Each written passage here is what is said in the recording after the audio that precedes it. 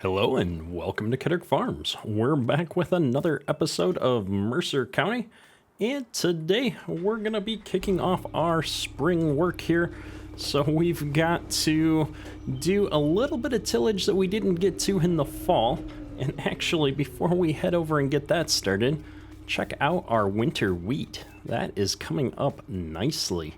In fact, if we pop into the map here for just a second, we can look at the fact that we're already in the dark green growing stage here, which is awesome. If we pull up the menu here, it looks like it's technically not going to be ready to harvest until the middle of the summer here, which is unfortunate. I was expecting it to be more of earlier in the summer, maybe a little bit here, but it is what it is. Hopefully we'll be able to get the harvest done here and then toss in some short season soybeans on that field, I think was our intent, but we'll see. I'm just excited to see that the field is coming up here. We didn't lose it during the winter.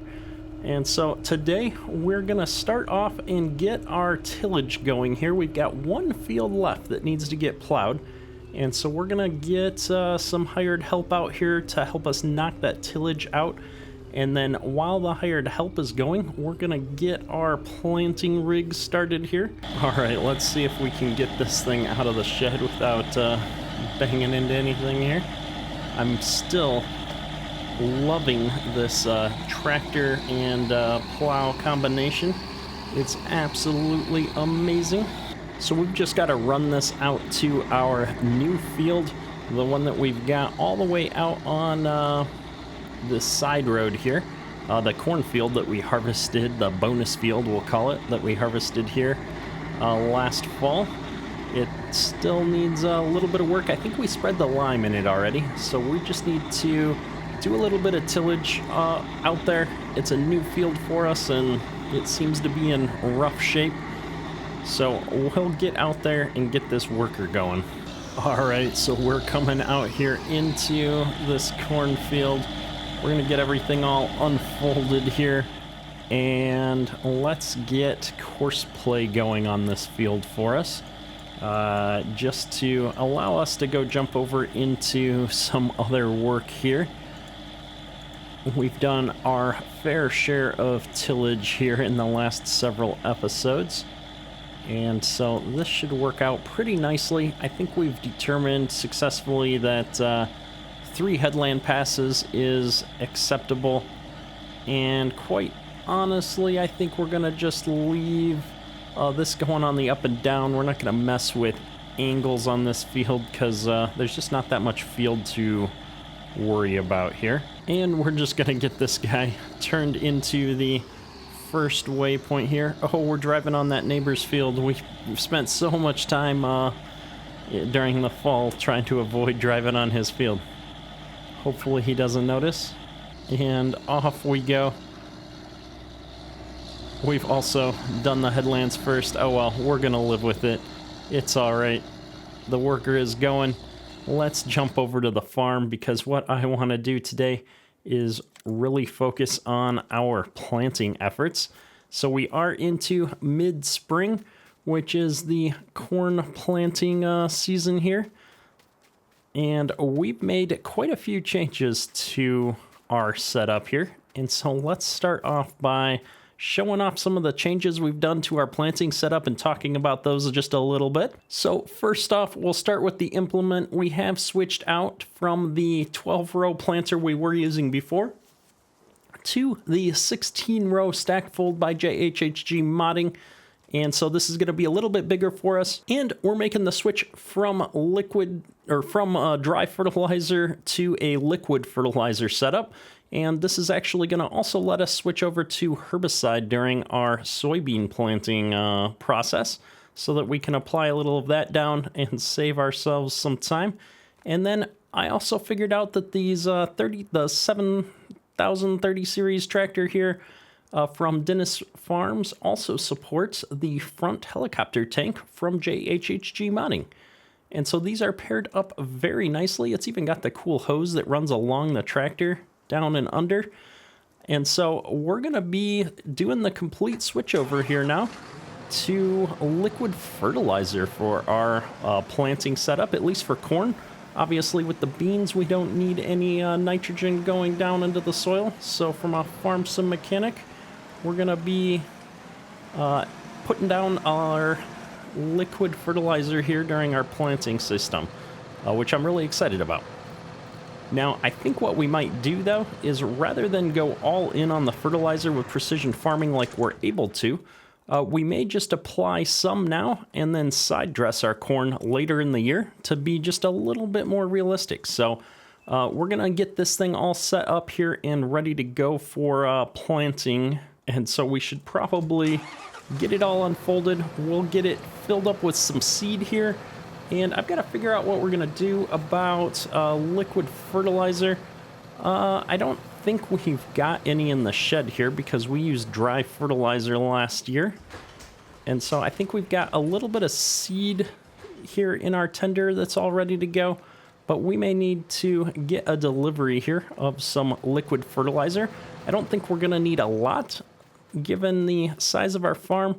So we might just get it delivered rather than try to buy a nurse trailer this year. We'll probably just use the pallet version and see how that goes. So let's go get the seed tender all hooked up here. It's always interesting with different truck mods trying to remember which button you use to lower the tailgate. Here we go. Get that fifth wheel all hooked up. We do have some dry fertilizer left as well as some seed. We don't need the dry fertilizer, unfortunately. And so I think what we're going to do, we actually left the tractor in kind of a poor position. We're going to bring this right out here along the driveway, and we'll back the tractor up to it, I think. So let's figure out where we've got the seeds are in the first compartment. So we're going to go ahead and put that pipe out, and then we'll grab the tractor. We left it running here. And hopefully we can back this right up here and start filling these boxes. Now, realistically, we probably wouldn't be using a big seed tender like this to fill all of these boxes, although the one we had on the farm, we actually used a seed tender and we just had a long hose on it and we ran it to each box. Had a little shutoff on the end of it. But there we go. We've got all filled up with our corn seed here. And so let's go ahead and just pull this thing back out of the way. I think we are going to leave it hooked up for the season here. I'm sure we're going to need to refill our seed at some point. We've got at least 2 more full planters of seed in the tender here. And so I'm just going to put this thing back into the grass here a little bit. Keep it out of the way of all the machinery we've got coming in and out of the yard on a regular basis. And we're going to go call the co-op and get a delivery of liquid fertilizer out here, I think. All right, so we had them bring out 3 of these containers for us. So let's go ahead and see about getting this all filled up. I'm curious if I can, let's turn the HUD on for a second here. Fill up the planter in the same way we filled it before. I think the fill box is right here in the middle of the back of the planter. And so we're going to fill up the liquid fertilizer in the planter tanks here first, which is 200 gallons. And then I think if I turn around here, we're going to be able to fill up our front tank here as well. There we go. And with that, we've got a total capacity of 600 gallons, it looks like. 599.9 if you can't read that in the lower right-hand corner. It's a little difficult. And so that's 400 in the front tank and 200 in the back, I think I said we had. So that is pretty awesome. We're all filled up here, which means we've got enough liquid fertilizer here to fill it up one more time, at least. And that should be enough for us to get going here. Now, if we take a quick look at our map, you can see last year we had beans in these 2 fields. So we're going to be putting corn in fields 24, 25, and then I think we said we were going to also put corn in field 18 down here, where fields 20, 32, and 22 are all going to be soybeans. So I think with that, what we're going to do is we're going to come into this field back here behind our bins and start there. It's a nice, easy field here, and give us a chance to test everything out, make sure the planter is working well.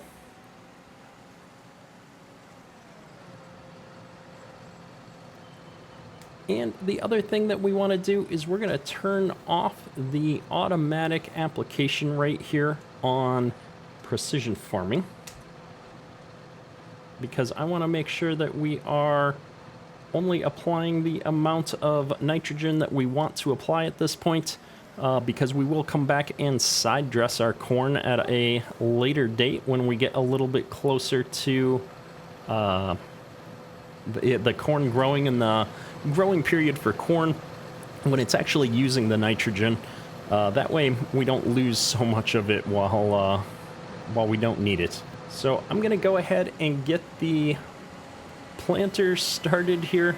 We're gonna go for a few feet here real quick, and you can see our current nitrogen, and we're applying 20 kilograms of nitrogen per hectare, which is getting us halfway to our goal. So we'll need a little bit more later on. So we must have gotten enough nitrogen down during the anhydrous process here to get pretty close to the goal. And in fact, it looks like in some areas we are going to be hitting our goal here.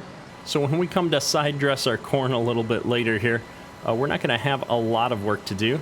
So one thing that I like about this planter, if you take a look here, if I can do it while driving, is we've got the actual sprayers spraying here behind the closing wheel on the soil. That is a awesome touch by MRG Mapping. Most of the planters I use, you don't see that level of detail even when you're applying the liquid nitrogen like this, or the liquid fertilizer I should say. You just don't see those kind of sprayers. Now it also depends on what kind of sprayer setup you've got on your planter. This is how we used to actually run it. I remember having to change out the nozzles on the sprayer on a regular basis because they would break or get plugged or what have you. And so this is very similar to how I remember running our planter 25 years ago.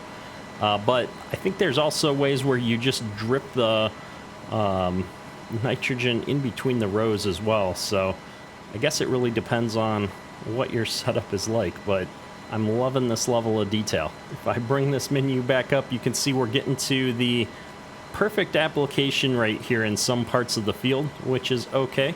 In fact, if I bring up the map here, you should be able to see on the nitrogen map where we're hitting different levels based on our soil types here. And so we're just going to go around.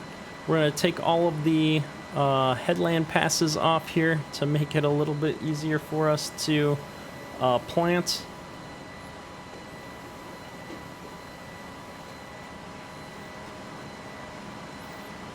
So the other nice thing with this wide 16-row planter is that we're actually covering more ground quickly. We're planting at 9 miles an hour, which is awesome. I think typically these older machines, we went a little bit slower. I remember we were planting at maybe 6.5 miles an hour. The newer ones definitely go 9 to 11. But I'm not complaining.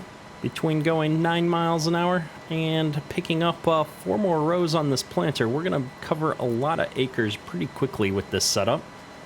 And because we did put down the anhydrous in the fall, we probably over-applied our anhydrous in the fall. Just thinking about how we're running this planting setup right now. And in fact, we might even set things up so that we don't need to side dress corn maybe. I don't know. I really like the idea of coming through and side dressing the corn after. And so in future iterations, we might break this up. So that we're doing things in a little bit more realistic setup. But in talking to people, one of the things that I want to continue to do with the series, and with all of my series in general, is to slowly improve on some of the realism factors. There's certain things where I feel like I do a decent job, of being more realistic, at least trying to be realistic to the area and type of farming that I'm doing, planting the right crops for that area and such. But as I continue to talk to more and more actual farmers, especially farmers that are based in the areas where we are planting. I'm sorry, I'm driving all over my fields here while I'm trying to form a thought. But what I have found is that some of the things that I know about farming may be incorrect, or things have changed since I did them. And so I've been reaching out to a lot of my farming friends, trying to get more information and just trying to stay more true to farming in the area. Now, one of the things that I love about farming is that even in today's world, you will come across farmers in the same area that do things completely different. And so there's a lot of times not one right answer to how to do things, but I always appreciate the input that I'm getting from especially the real world farmers, kind of explaining how they do what they do in their fields. So I have to say, I think this tractor and planter setup are paired nicely. The fertilizer tanks are working out really well here for us, and so everything's just looking amazing with this setup. So I'm really liking that. And I think we've got just a really good start on our farm here. We talked about it last episode a little bit. We did take on some debt. If we bring up the menu here, we're now at a total of $320,000 of debt. It cost us a few $1,000s to add these fertilizer tanks and such to the planting setup. And so we've got to accept some of those kinds of costs here. Plus we had to buy the fertilizer. This year the liquid fertilizer is actually fairly expensive in Farm Sim. Probably expensive in real life, to be honest. And so we've been working on some of those things. Now, I'm looking at this path. We're on our last path up here. I probably should have finished these shorter rows before taking this back up. But that's okay. We'll come back and get these short rows that we're missing. But back to the financial discussion, I think that we made the right call on taking on some debt to get these other fields added to the farm. We've been paying a lot of interest over the winter here on that loan. However, I think we'll pay off that farm here, hopefully, come the next season here, the next fall season. We'll get enough crops to pay down a good chunk of that loan, I think. But we'll see how it goes. Getting to dual crop on this wheat field this year is going to help a little bit, I think. Hopefully we get those short season soybeans in and that works out for us. So we're going to take these long rows down here, and then we're going to just turn right into these short rows, and we're going to get these, go back and forth on these short rows a few times, I think. I do love 3-point mounted implements here. It makes getting lined up with things a little bit easier. And so, like I said, this planting rig is just going to make really short work of our fields this year, so that's super exciting for me. So we're on our final pass here, just getting a screenshot of this beautiful setup. Looks absolutely amazing. I love it. Can't wait to keep using this on the rest of our fields here. So always fun when you find awesome mods that just work well. And we're going to go ahead and just get right out of our field here, I think, by the bins, and get this stack fold planter all folded up here. Now, I think, if I recall right, it's this field on the other side of the driveway is the other field that we need to get planted today. So let's head on over there and knock that field out real quick here. And I think that, we'll have one last field to plant after this. Now, this field is always just a little bit interesting because you've got all the trees right here around this headland. And so I always like to come in this driveway and kind of get squared up in this corner first so that we can make enough room for ourselves so we can turn around here. Now, the nice thing with the 16-row planter and the fact that everything's 3-point mounted is we may not actually need to do 2 headland passes. 1 headland pass may actually just be enough for us. So we're going to try and get away with 1 headland pass here and see how that goes. Given that these are pretty straight rows, I think that's probably going to work out for us. And so as we take this first straight row up here, we just need to do the headlands here on the other end, and we should be good to go. As usual, I am surprised at how long our seed is going here. I would have expected to use just a little bit more than this at this point. I think we've talked about this in last year as well. I think this map has some different utilization rates on things like seed and fertilizer, because I just don't seem to be using them very fast no matter what equipment that I use. So something worth keeping track of. And like the other field, we're just applying a little bit of fertilizer here while we're planting, so I'm not super surprised the fertilizer's not going down that fast. And so that'll let us come back here and do some side dressing as we get to the middle of the summer, or the early part of the summer, maybe I should say. So it looks like our tillage is done. I'm going to go ahead and take this headland pass off here first, and then maybe we'll see if we can let a regular worker go up and down on these long rows for us while we go drive that tillage tractor back up to the farm here. Make sure that he didn't miss a ton of spots. There we go. Now, hopefully the worker is going to be able to handle the fact that we're using not the full application rate for precision farming. I guess I didn't think about how that's going to work. I would assume that it will just use whatever the current setting is. So we'll see how that works out for us. There we go. Oh, it lifted the rear wheels way up on this tractor when it set that 3-point down all the way. Fascinating. It seems to be working though. So let's go grab this tillage tractor real quick. And it looks like we missed a few spots on the other end of the field here. So we're going to go ahead and see if we can just go hit those ourselves real quick. Otherwise, we may run into a few issues during planting. I think we've got the no-till options set up on this planter, but we don't want to take any chances. I'd hate to have a whole bunch of weird spots in our field that don't get planted. That'll be a pain to deal with. Besides, while we have done quite a bit of tillage, there's just something fun about driving this 9030, what is it, the 9030 series, 9020 series, 9020 series here. It's just a nice bouncy tractor. It feels awesome. And so despite having the raise late, lower early options on with Courseplay, sometimes it does seem to still miss some of these parts like this. I think it's just determined based on how fast the implement goes up and down sometimes. I don't know. But it's something that I've not been able to fully resolve yet with Courseplay.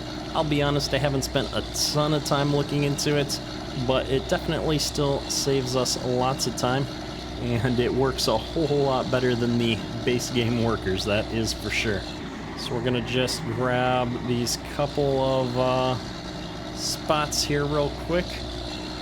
Whip around, looks like we've got a row along the angle here, and then the far corner there where we came up still needs to get polished off, and we'll be all done with our spring tillage.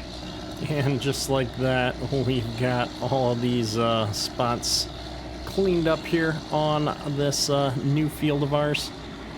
And so we'll go ahead and get this implement run back up to the farm here and check in on how that planter is doing on its own. All right, we're coming back up here to the farm. It looks like our worker managed to finish planting this field of corn without any major issues. I'm seeing a few spots on the other end of the field here maybe that he missed, but we'll go back and clean that up here in just a moment. Yeah, definitely missed this whole little corner spot here. Oh well, shouldn't take but a moment to polish that up. And this tractor's pretty dirty, so I think we're gonna park this up here by the corner of the shed. We'll get all of our equipment cleaned up here at some point off camera likely, but this is a good spot for it. Let's jump up here. I want to polish off this field of planting. We have gone through about 21% of our seed right now already, which is not terrible. I guess these fields aren't really that big, so maybe I'm just being a little bit crazy. I'd have to do the calculation on how much seed you use over an acre and really figure that out here one of these times. All right, we're gonna take this headland pass right here into the corner. It's always fun to figure out how you want your end rows to line up and where you want the double planted spots to be. Luckily, Farm Sim, we don't have to worry about it as much as we would in real life. But I think it does answer the question that we probably needed 2 headland passes down here just to give ourselves enough room. It looks like we dropped a little bit of corn there into the neighbor's grass field by accident. And we're going to go ahead and just get this last corner piece here as well.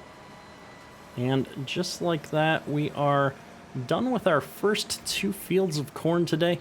I think, like I said before, we've got 1 more field of corn left to plant.